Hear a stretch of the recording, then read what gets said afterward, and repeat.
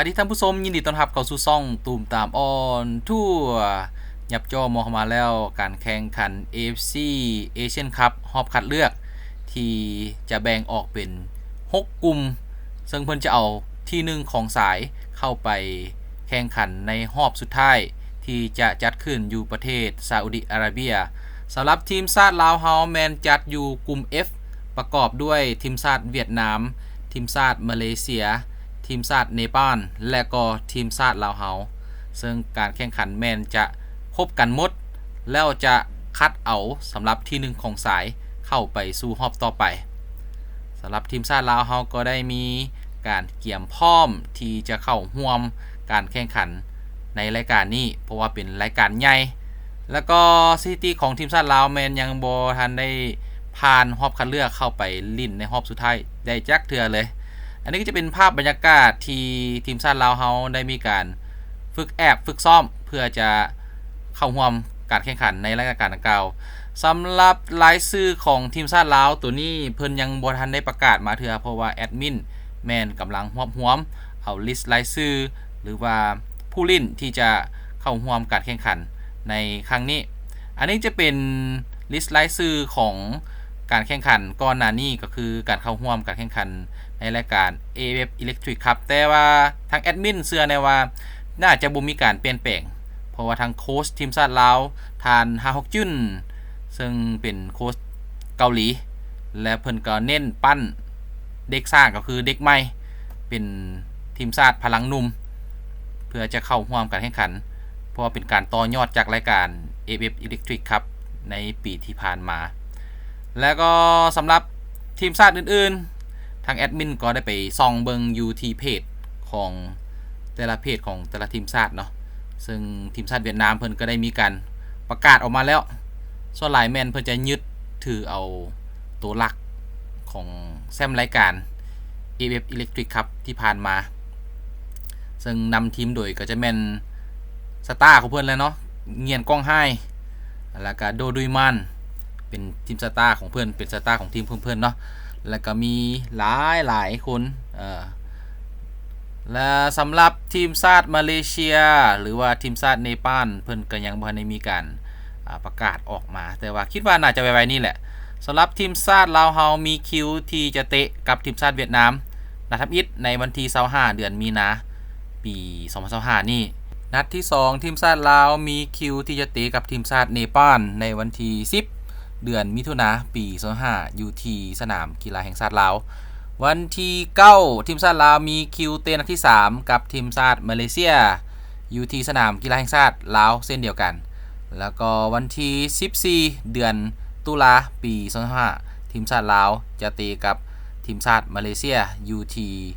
กัวลาลัมเปอร์ประเทศมาเลเซียและนัดที่5ทีมชาติลาวก็จะเตะกับทีมชาติเวียดนามอยู่ที่สนามกีฬาแห่งชาติลาวเช่นเดียวกันนัดสุดท้ายทีมชาติลาวจะพบกับทีมชาติเนปาลในวันที่31มีนาปี2026อยู่ที่ประเทศเนปาลเฮามาส่งกำลังใจให้กับทีมชาติลาวผ่านเข้ารอบนี่ไปได้หวังว่าจะเป็นแซมเนาะบ่หวังอย่างไรจะผ่านเข้ารอบไปเป็นประวัติศาสตร์แล้วก็ไปเข้าร่วมในการแข่งขันรอบสุดท้ายได้หรือบ่ขอเข้าใจสำหรับติดตามอย่าลืมกดไลค์กดแชร์แล้วก็กด Subscribe ให้กับช่องตูมตามออนทัวร์เนเดอร์มาครับวันนี้เรามาเบิ่งภาพบรรยากาศในการฝึกซ้อมของทีมชาติลาวที่ผ่านมาว่ามีขึ้นเท่าใดในการเก็บโตหวังว่าเพิ่นจะมีการเอิ้นโตเอานักเตะโตหลักอยู่ที่ต่างแดนโดยเฉพาะแมนไมเคิลว่างเนาะอยู่ที่ประเทศอเมริกาหั่นแล้วก็มีหลายคนที่เล่นอยู่ลีกต่างประเทศมาร่วมแล้วก็มีบิลลี่เกียรติแก้วพลพรก็เคยเข้ามาเป็นนักเตะทีมชาติลาวประมาณช่วงปี2022แต่ก็บ่ได้เห็นรายชื่อเลยว่าจะมีชื่ออีกบ่ในสุดนี้ก็หวังว่าเพิ่นจะเอิ้นตัวหลักอยู่ที่ต่างประเทศมาร่วมอีกเนาะท่านผู้ชมเพราะว่าอาศัยแต่นักเตะพลังหนุ่มนี่อาจจะบ่เพียงพอวันนี้ไปเบิ่งภาพบรรยากาศนำกันเลยท่านผู้ชม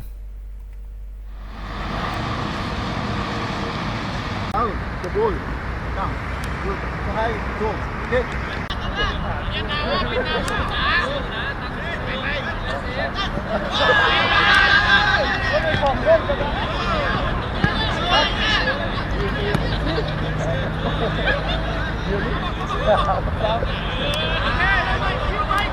มุงได้มิติมุงได้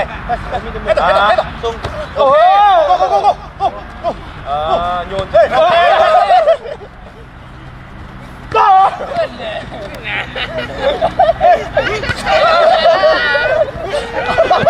โอเค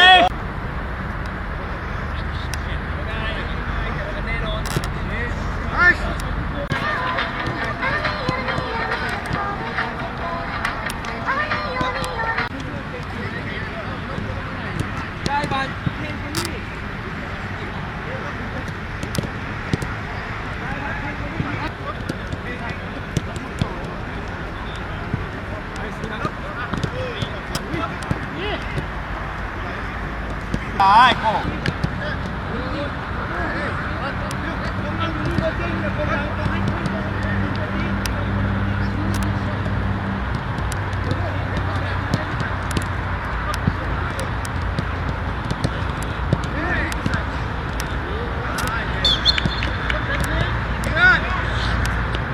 ค่อยๆแล้วไว้ค่อยๆแล้วก็ไว้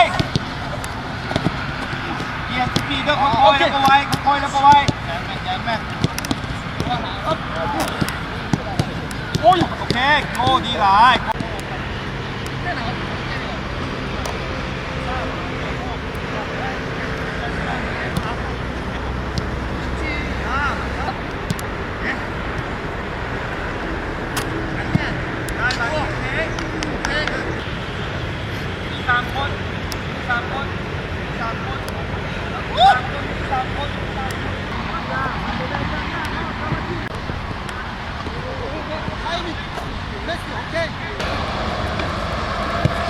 Okay. Head down. Head down. Okay. Go. Down, down, down.